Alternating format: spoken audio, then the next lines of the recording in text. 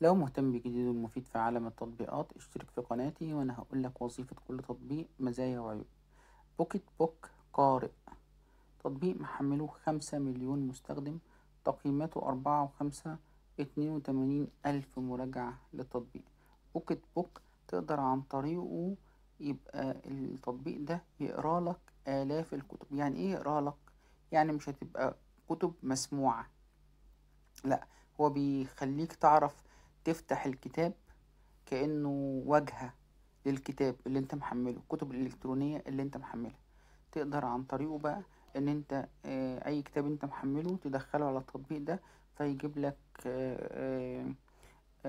تمرير للصفحات بمنتهى السهولة، يجيب لك وضع ليلي تقدر تقرأ بالليل، يجيب لك ألوان الصفحة باللون الأسود، يسهل عليك القراية من اليمين للشمال أو من الشمال لليمين لو أنت عامل تليفونك عربي أو عامله إنجليزي، لو أنت أشول أو أيمن. المهم يعني تقدر تتحكم تحكم كامل في الكتب اللي أنت عندك. لكن كتب مسموعة لا، التطبيق مش شغال كتب مسموعة رغم علامة السماعة اللي موجودة في التطبيق، بس هو مش شغال بالعربي كتب مسموعة. عشان بس يبقى ايه عندك خلفية، لأن الكتب المسموعة تبقى متحملة اوريدي مسموع، لكن انت مش اي كتاب تبقى انت محمله على ان درايف عندك تقدر تسمعه عن طريق التطبيق ده. قارئ الكتب هو بيعمل لك واجهة او بيفتح لك واجهة عشان تقرأ الكتب بطريقة سلسة وجميلة. عيوب التطبيق ان انت ما بتقدرش تعلم سيلكت بلون مختلف على اي نص يعجبك او تعمل نسخ لاي جزء من الصفحة تعجبك، تقدر تحملها وترفعها او تحتفظ بيها او اي حاجة. تاني حاجة ان هو بينسخ الكتب اللي عندك على التطبيق عشان يقدر يفتح لك التطبيق او يفتح لك الكتاب وتقدر تستمتع بالكتاب، فلازم ينسخ. فده بياخد داتا كبيرة، وبعدين بيبقى فيه اذونات، يعني ان هو ينسخ من تليفونك على التطبيق بيبقى فيها حاجة بعدم الامان، احساس بعدم الامان. انت كنت ممكن تعملي الواجهة ديت وادخل كتابي بدون ما تنسخ الكتاب، لكن كون ان انا يبقى عندي كتب كتيرة جدا وانت ليك حرية انك تخش على التطبيق بتاعي وتنسخه، فللأسف حاجة مش امان خالص.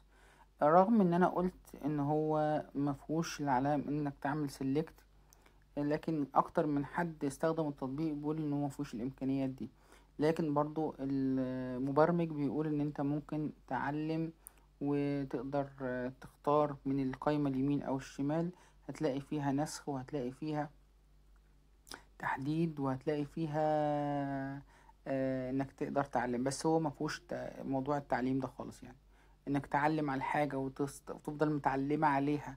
يعني مثلا بتقرا كتاب مثلا دراسي وانت عايز تعلم على حاجات مهمة عشان تراجع عليها وتقلب في الصفحات بعد كده، لا، الموضوع ده مش هيفضل العلامة موجودة، العلامة هتشتغل بمجرد ما تسيب الصفحة. طبعا تقدر تكبر وتصغر، تقدر تروح على الصفحة الأولى الصفحة الأخيرة، بتبقى فيه تحكم كامل في الكتب اللي انت محملها على تليفونك، واللي تقدر من خلال التطبيق ده ان انت تقراها بمنتهى السهولة. لو ما كنتش تعرف اي حاجة عن التطبيق وعرفتها من خلال قناتي، شير ولايك وسبسكرايب للقناة، واستناني تاني في تطبيق جديد عشان اقولك الجديد والمفيد في عالم التطبيقات. لو انت عندك اي معلومة انا ما ذكرتهاش في الفيديو، يا ريت تيجي تكتب لي تحت الفيديو المعلومات اللي انت عندك وانا ما ذكرتهاش، عشان الكل يستفيد من رأيك وخبرتك مع التطبيق. اشوفكم على خير، فيديو جديد. سلام عليكم.